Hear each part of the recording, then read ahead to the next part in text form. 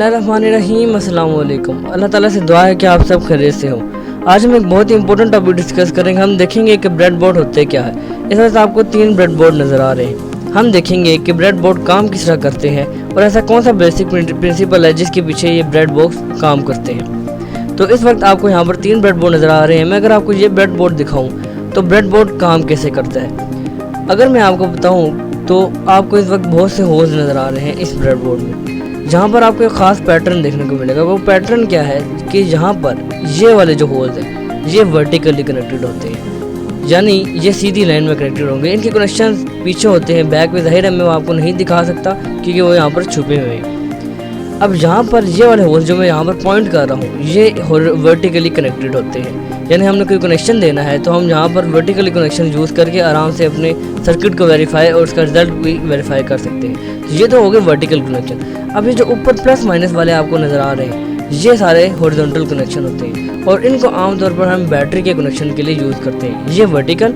और ये हो गए हमारे पास हॉरिजॉन्टल कनेक्शन। याद रहे, मैं दोबारा आपको बताता चलूँ कि जो हॉरिजॉन्टल कनेक्शन होते हैं, क्योंकि यहाँ पर प्लस माइनस पहले से पॉइंट किया गया है तो हम यहाँ पर इनको बैटरी के कनेक्शंस के लिए करते हैं। प्लस माइनस इंडिकेट इसी वजह से किया गया है कि जो प्लस वाली लाइन है वो पूरी हॉरिजॉन्टल कनेक्टेड है, तो वहाँ पर हम बैटरी का पॉजिटिव देते हैं और नेगेटिव में हम बैटरी का नेगेटिव दे देते हैं और उसको हम यहाँ पर कॉमन कर देते हैं। इससे पहले कि मैं आपको ये बताऊँ कि ब्रेड बोर्ड की इंपॉर्टेंस क्या है और इनको हम यूज़ कैसे करते हैं, मैं आपको ये बताता चलूँ कि ब्रेड बोर्ड की डेफिनेशन क्या है। जाहिर है जब भी हम कोई नई चीज़ या नया टॉपिक डिस्कस करते हैं तो सबसे पहले हम इसको डिफाइन करते हैं। तो what really is a bread board? Bread board, a board for making an experimental model of an electric circuit is called bread board. ऐसा बोर्ड जिसको हम एक्सपेरिमेंटल मॉडल बनाने के लिए यूज़ करते हैं इलेक्ट्रिक सर्किट का, उसको ब्रेड बोर्ड बोला जाता है। अब ब्रेड बोर्ड को हम यूज़ क्यों करते हैं? स्टूडेंट्स, जब भी हम कोई इलेक्ट्रिक सर्किट बनाते हैं तो वो 3 स्टेजेस से गुजरता है। पहला स्टेज, हम उस इलेक्ट्रिक सर्किट को पहले सॉफ्टवेयर पे बनाते हैं। सॉफ्टवेयर में बनाने से हमें फ़ायदा ये होता है कि अगर हम डायरेक्ट उसको बनाएं तो ज़ाहिर है इलेक्ट्रॉनिक कंपोनेंट्स लगेंगे, और अगर हम डायरेक्ट बनाएं तो इलेक्ट्रॉनिक कंपोनेंट्स कुछ कम भी पड़ सकते हैं या कुछ गलत भी लग सकते हैं। इससे हमारा बजट कॉस्ट भी इंक्रीज़ होगा और हमारा टाइम भी बहुत वेस्ट हो जाएगा। इस वजह से हम सबसे पहले उसको सॉफ्टवेयर में इम्प्लीमेंट करते हैं। सॉफ्टवेयर में इम्प्लीमेंट करने के बाद अगर वो हमारी रिक्वायर्ड आउटपुट पे पूरा उतरता है फिर हम ब्रेड बोर्ड में उस सर्किट को ले कर आते हैं और हम ब्रेड बोर्ड को यूज़ करते हुए उस सर्किट को ब्रेड बोर्ड पे बनाते हैं। अब हम ब्रेड बोर्ड पे क्यों बनाते हैं? अगर हम इसको डायरेक्ट पीसीबी में बनाएं जो कि इस वक्त आपको नज़र आ रही है, अगर हम इसको पीसीबी पे बनाएं तो पीसीबी में हमें इसको सोल्डर करना पड़ेगा। अब उससे हमें क्या नुकसान होगा? अगर हम सोल्डर करते हैं और उसके बाद हम चेक करते हैं हमारी आउटपुट ठीक नहीं आती तो हमारी सोल्डरिंग वायर भी वेस्ट होगी और हमारे कंपोनेंट्स भी वेस्ट हो सकते हैं। इस वजह से हम उसको सॉफ्टवेयर में बनाने के बाद ब्रेड बोर्ड पे बनाते हैं, क्योंकि ब्रेड बोर्ड सोल्डर लेस होता है। मैंने आपको बताया कि इसके जो पार्ट्स होते हैं ये पीछे से कनेक्टेड होते हैं, ये सोल्डर लेस है। तो यही सबसे इसका बड़ा फ़ायदा होता है कि सोल्डर लेस होने की वजह से अगर हम कोई कंपोनेंट गलत भी लगा देते हैं तो कोई कंपोनेंट नहीं चल सकता, ना कोई शॉर्ट सर्किट हो सकता है। इस वजह से हम सॉफ्टवेयर के बाद इस स्टेज पर आते हैं और इसके बाद अगर हमारा आउटपुट ठीक है फिर हम लास्ट स्टेज पर जाते हैं, पीसीबी में हम उसको सोल्डर करते हैं और तब हमारा इलेक्ट्रिक सर्किट फाइनल पोजीशन पर जाकर पहुंचता है। तो ये थी ब्रेड बोर्ड की इम्पोर्टेंस और क्या हम ब्रेड बोर्ड को क्यों यूज़ करते हैं, ऐसी क्या वजह से कि ब्रेड बोर्ड को हमें यूज़ करना पड़ा। अब हम थोड़ी सी वर्किंग देख लेते हैं ब्रेड बोर्ड में। अगर आपका इलेक्ट्रिक सर्किट कुछ बड़ा है तो आप ब्रेड बोर्ड को किस तरह ज्वाइन करेंगे? अगर आपका इलेक्ट्रिक सर्किट बड़ा है तो आप देख रहे हैं यहाँ पर होल्स गिवन है हर ब्रेड बोर्ड पे, तो आपने इन होल्स को आपस में एक दूसरे के अंदर फंसाना है। जैसे कि यहाँ पर आप देखें, एक होल को दूसरे होल के अंदर आपने इस तरह से थोड़ा सा प्रेशर आप लगाएंगे तो ये आपस में ज्वाइन हो जाएगा और ये 2 ब्रेड बोर्ड्स यहाँ पर ज्वाइन हो गए। अगर आपका सर्किट इससे भी बड़ा है तो फिर आप क्या करेंगे? तो आप एक और ब्रेड बोर्ड लेंगे। आप अगर मैं आपको यहाँ पर दिखाऊं कि इस हर ब्रेड बोर्ड पे एक तरफ ये बाहर की तरफ आए होते हैं और एक तरफ अंदर की तरफ गए होते हैं, तो यहाँ पर हम इसको आराम से कनेक्ट कर सकते हैं। अगेन क्योंकि यहाँ पर देखिए हमने इन दोनों 2 ब्रेड बोर्ड कनेक्टेड है, अभी हमने तीसरा भी लगाना है, तो ये वाले होल जो अंदर की तरफ गए हैं इनको हम बाहर वाले होल में ज्वाइन करेंगे। अगेन हम थोड़ा सा इसको अंदर डालेंगे और प्रेशर जैसे ही लगाएंगे तो ये ऑटोमेटिकली कनेक्ट हो जाएगा। तो इस तरह ये मेथड हो अगर हम अपनाएं तो इस मेथड से हम 3 और उससे भी ज़्यादा ब्रेड बोर्ड जितने हमारी रिक्वायरमेंट होगी उसको यूज़ करते हुए हम ब्रेड बोर्ड ज्वाइन कर सकते हैं। याद रखिएगा ब्रेड बोर्ड हमेशा वर्टिकली कनेक्ट होते हैं। ब्रेड बोर्ड्स को हम कभी भी हॉरिजॉन्टली कनेक्ट नहीं कर सकते। आप देखें यहाँ पर हॉरिजॉन्टली में कोई भी ऐसी पोजीशन नहीं है जिस तरह हम उनको हॉरिजॉन्टल बढ़ा सकें। हम हमेशा ब्रेड बोर्ड्स को वर्टिकली बढ़ा सकते हैं, हॉरिजॉन्टली नहीं बढ़ा सकते।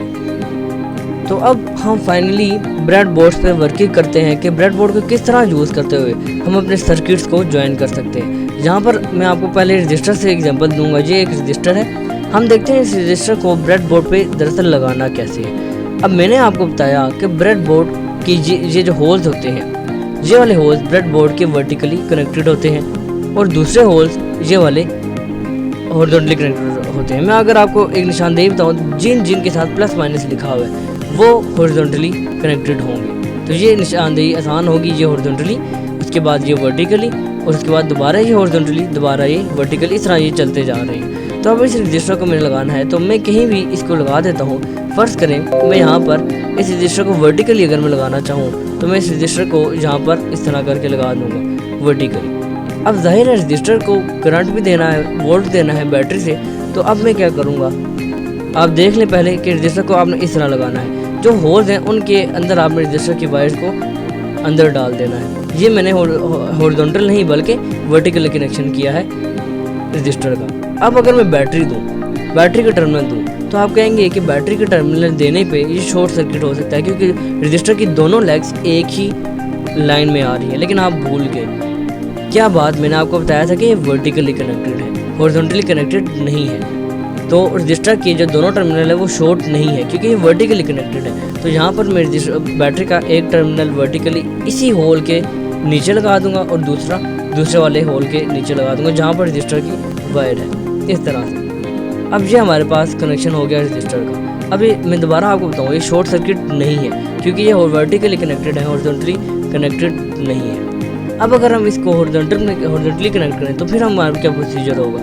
हॉरिजॉन्टली में अगर मैं इस रजिस्टर को इस तरह लगाऊं तो क्या मैंने सही लगाया है? जी बिल्कुल, जहाँ पर मैंने इसको गलत लगाया। क्यों? क्योंकि आप भूल गए कि मैंने आपको बताया था कि हॉरिजॉन्टली ये वाली लाइन कनेक्टेड होगी। मैं इस वजह से हॉरिजॉन्टली बोल रहा हूँ क्योंकि ये वाली लाइन हॉरिजॉन्टली कनेक्टेड है। अगर मैं अब इसको लगाता हूँ बैटरी के टर्मिनल्स को, तो आप देखें कि बैटरी का एक टर्मिनल रजिस्टर के दोनों टर्मिनल्स को नहीं मिल रहा, सिर्फ एक टर्मिनल को मिल रहा है। और यहाँ पर आप देखें रजिस्टर के दोनों टर्मिनल शॉर्ट हैं क्योंकि जो हॉरिजॉन्टल लाइन है, हॉरिजॉन्टल लाइन में मैंने दोनों को एक दफ़ा वोल्ट दूंगा तो ये शॉर्ट हो जाएंगे। इस वजह से मुझे एक रजिस्टर का टर्मिनल एक टर्मिनल में और दूसरे वाले में डालना पड़ेगा। वर्टिकल में ये मसला नहीं था क्योंकि वो वर्टिकली कनेक्टेड थे, उसमें मसला नहीं था, वो हमने डायरेक्ट वोल्ट दे दी। लेकिन हॉरिजॉन्टली में मैं इसको इस तरह नहीं कर सकता क्योंकि हॉरिजॉन्टली में लाइन हॉरिजॉन्टली कनेक्टेड है, एक ही लाइन में कनेक्टेड है। तो दोनों टर्मिनल में एक ही लाइन में नहीं देख सकता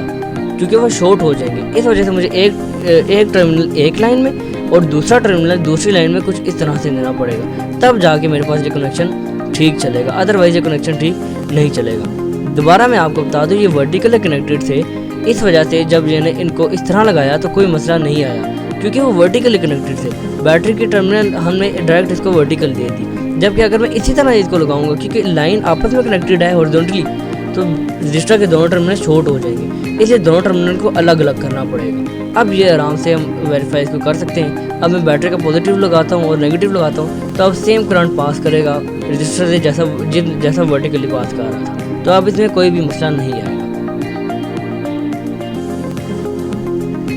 अब मैंने आपको लास्ट लेक्चर में बताया था कि रेजिस्टेंस कैसे चेक करते हैं यूजिंग मल्टीमीटर। मैंने आपको बताया था कि आपने फिंगर का यूज़ नहीं करना क्योंकि हमारे फिंगर्स की भी कुछ ना कुछ रेजिस्टेंस होती है। तो ब्रेड बोर्ड को यूज़ करते हुए आप इसको अच्छे तरीके से वेरीफाई कर सकते हैं क्योंकि आप ब्रेड बोर्ड के होल्स में रजिस्टर को लगाएं और उसके बाद आप इसको यहाँ पर मल्टीमीटर से चेक करेंगे तो कोई भी इशू नहीं आएगा क्योंकि आपके फिंगर्स के कनेक्ट होने का यहाँ पर बिल्कुल भी खर्चा नहीं है क्योंकि रजिस्टर पहले से ही होल्स में आप ब्रेड बोर्ड को रखें, उसके अंदर रजिस्टर को प्लेस करें और जो दो नोब्स हैं मल्टीमीटर की वो आप इसके दोनों अलग अलग टर्मिनल में डालेंगे तो आपको ये आराम से वोल्ट दे देगा।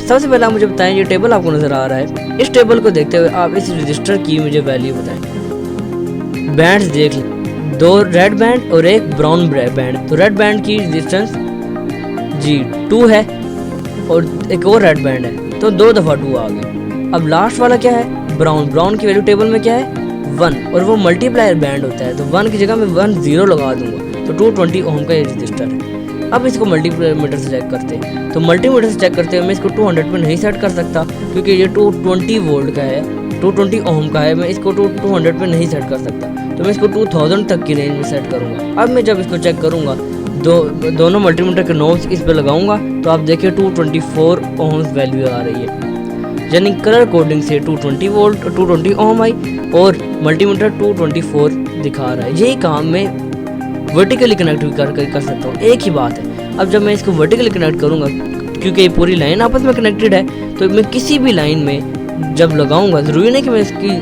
रजिस्टर की लेग्स को कनेक्ट करूँ, ये वर्टिकली कनेक्टेड है, तो मैं वर्टिकली किसी भी पॉइंट पे जब लगाऊंगा तो ये आराम से इसकी वैल्यू जाकर हमें दे देगा। क्लियर है? अगेन सुन लें, मैंने आपको क्या बताया, ये वर्टिकली कनेक्टेड थे, तो वर्टिकली किसी भी होल में जब मैं मल्टीमीटर के नोब्स लगाऊंगा तो मुझे आराम से वैल्यू दे देगा। आपको थोड़ा सा प्रेशर लगाना पड़ेगा, तब ये जाकर आपको वैल्यू देगा। तो ये हमने रजिस्टर से वेरीफाई कर लिया। आप इसको हॉरिजॉन्टली कनेक्ट करके देखें या वर्टिकली, इस तरह हॉरिजॉन्टली आप कनेक्ट करके देखें। हॉरिजॉन्टली ये लाइन है और ऊपर और नीचे वाली लाइन है, तो आप दोनों को दोबारा डालेंगे और चेक करेंगे तो ये आपको उस तरह ही वैल्यू दे देगा। तो ये हमने वेरीफाई कर लिया ब्रेडबोर्ड में रजिस्टर्स को किस तरह यूज़ करते हैं। अब हम देखते हैं कि ब्रेडबोर्ड में एलईडी को कैसे यूज़ किया जाता है। एलईडी से पहले मैं आपको आईसी को ब्रेडबोर्ड में प्लेस करके बताता हूँ। ये एक आईसी है, इसमें दरअसल आईसी में गेट्स होते हैं, मल्टीपल गेट्स होते हैं। इसकी मैं डेप्थ में नहीं जाऊँगा, मैं सिर्फ आईसी को यहाँ पर प्लेस करके दिखाऊँगा। तो अब देखिए आईसी का सबसे प्लेस करने का आसान तरीका ये है, जो गैप आपको नज़र आ रहा है, इस गैप में आप आईसी को प्लेस करेंगे। तो आईसी के ये जो 8 टर्मिनल है ऊपर वाले, आप इस तरह इसको होल में डालें और फिर नीचे वाले टर्मिनल भी आप इस तरह होल में डालें, दोनों को होल में डाल दें। इन गैप के दरमियान में आईसी इस तरह आराम से आप इसको प्लेस कर सकते हैं। फिर आप इसको आउटपुट इनपुट दे के आराम से अपने सर्किट को वेरीफाई कर सकते हैं, वो हम इंशाल्लाह बाद में सीखेंगे। तो अब ये मैंने इसको उतार दिया। अब मैं एलईडी को यूज़ करता हूँ। एलईडी को आपने अब किस तरह प्लेस करना है, आइए वो देखते हैं। तो अब एलईडी के आपको पता है, एलईडी के 2 टर्मिनल होते हैं, एक पॉजिटिव और एक नेगेटिव। पॉजिटिव टर्मिनल एलईडी का जो होता है उसकी लेग नेगेटिव के टर्मिनल से थोड़ी सी बड़ी होती है। तो अब मैं इसको कैसे प्लेस करूँगा, वर्टिकली सबसे पहले देखते हैं, फिर हम हॉरिजॉन्टल पे जाते हैं। वर्टिकली देखिए मैं इसको कैसे कनेक्ट कर रहा हूँ। वर्टिकली मैं दोनों लेग्स को एक ही लाइन में कनेक्ट कर रहा हूँ। तो क्या एक ही लाइन कनेक्ट करने में क्या एलईडी का प्लस माइनस शॉर्ट होगा? जी द आंसर इज नहीं होगा। क्यों? क्योंकि ये वर्टिकली कनेक्टेड है, इनका हॉरिजॉन्टली कोई वास्ता नहीं। एक लाइन में हम इसके पॉजिटिव नेगेटिव डाल सकते हैं, क्योंकि पॉजिटिव नेगेटिव वर्टिकली कनेक्टेड है, हॉरिजॉन्टली कनेक्टेड नहीं है। जब वर्टिकली कनेक्टेड है तो मैं बैटरी का पॉजिटिव और नेगेटिव भी वर्टिकली इसको प्रोवाइड करूँगा, तो ये आराम से वर्क कर लेगा। वर्टिकली इसको कोई भी इशू नहीं होगा। अब इसी को मैं हॉरिजॉन्टल भी लगाऊंगा। हॉरिजॉन्टल में आप देखेंगे कि हॉरिजॉन्टल में क्या होगा। वर्टिकली आपको समझ आ गया, वर्टिकली कनेक्शन इस तरह से होगा। अब इसकी चलते हैं हॉरिजॉन्टल वाले कनेक्शन में। हॉरिजॉन्टल में अगर आपको इस तरह करके दिखाऊं, तो मैं अगर आपसे पूछूं कि क्या ये मैंने ठीक कनेक्शन किया है, जी बिल्कुल नहीं, ये मैंने ठीक नहीं किया, क्योंकि अगेन शॉर्ट हो रहे हैं, तो इस वजह से मुझे इसको अलग करना पड़ेगा इस तरह से।